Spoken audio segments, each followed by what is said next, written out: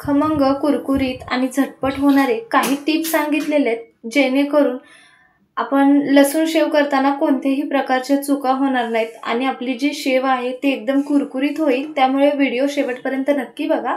नमस्कार, टेस्ट आणि बेस्टमध्ये तुम्हा सर्वांचं स्वागत आहे।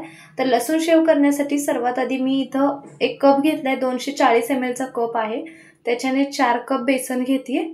तर यामध्येच अगदी चिमूटभर हळद टाकायचं आहे, चवीपुरतं मीठ टाकूया, म्हणजे 2 चमचे मीठ टाकलेलं आहे। 2 मोठ्या चमच्याने एकदम कडकडीत तेलाचं मोहन केलेलं आहे ते टाकते।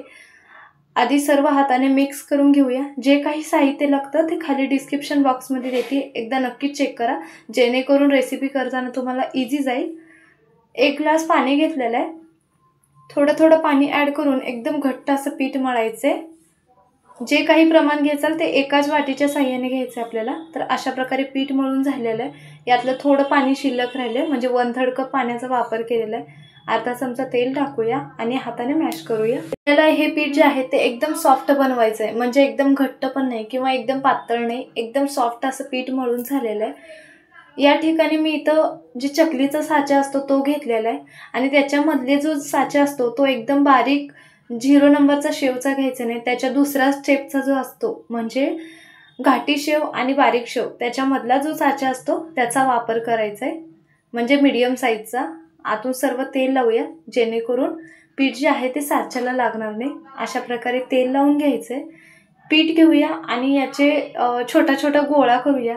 जेवढं बसेल तेवढं पीठ यामध्ये आपण ॲड करायचंय। तर अशा प्रकारे यामध्ये टाकून घेऊया।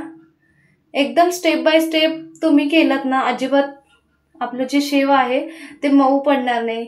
आरामात 1 महिना 1.5 महिने तरी एकदम कुरकुरीत राहतात। त्यामुळे स्टेप बाय स्टेप नक्की बघा। तर साचा बंद करूया। मेन म्हणजे कुरकुरीत होण्यासाठी तेलाचं मोहन एकदम कडकडीत मोहन वापरायचं आहे, म्हणजे शेव जे आहे ते एकदम कुरकुरीत होते। साचा भरून झालेला आहे, तेल एकदम कडकडीत गरम केलेलं आहे। गॅस मीडियम वरती करूया आणि हे शेव जे आहे ते आपण सोडून घेऊया। गॅस लो आणि मीडियम असं करून आपल्याला ही शेव जी आहे ती तळून घ्यायची।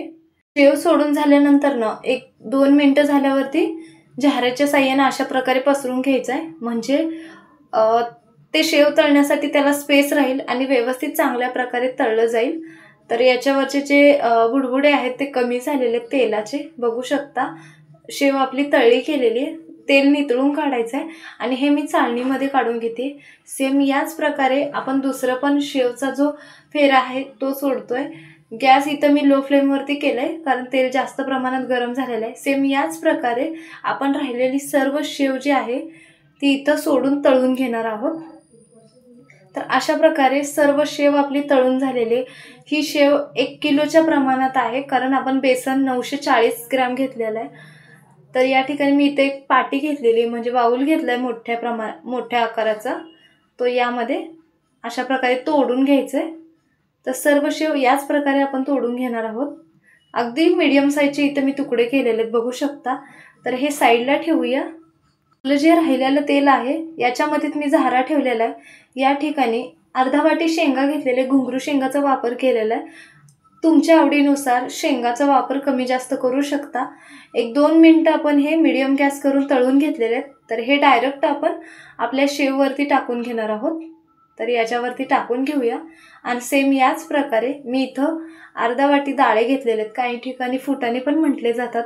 एखादा मिनिट झालं की यामध्ये कढीपत्त्याचे पानं घेतलेले आहेत थोडे, ते टाकते आणि हे पण दोन्ही तळून घेऊया। तर दोन्ही तळले गेलेले आहेत। गॅस बंद करूया आणि आपले डाळे आणि कढीपत्ता आहे तो पण इथं मी काढून घेते। हे पण डायरेक्ट आपण शेवमध्ये काढून घेणार आहोत। तर अशा प्रकारे डाळे, शेंगा, कढीपत्ता आणि आपलं शेव झालेलं आहे। त्याच्यानंतर ना मसाला तयार करण्यासाठी 20 ते 25 लसणाच्या पाकळ्या घेतलेल्या आहेत। 2 चमचे जिरे घेते, चवीपुरतं मीठ टाकूया आणि त्याच्यानंतर ना तुमच्या आवडीनुसार लाल तिखटाचा वापर कमी जास्त करू शकता, पण शक्यतो तर आपल्याला लाल तिखट आणि मिठाचं प्रमाण जास्तच घ्यायचं आहे, तरच हे चवीला खूप छान लागतं। तर अशा प्रकारे मी इथं बारीक करून घेतलेलं आहे। तर हे जे आपलं तेल होतं कढईमधलं त्यामधलं मी तेल काढून घेतले। मोठ्या चमच्याने फक्त 1.5 चमचा मी इथं तेल ठेवलेलं आहे।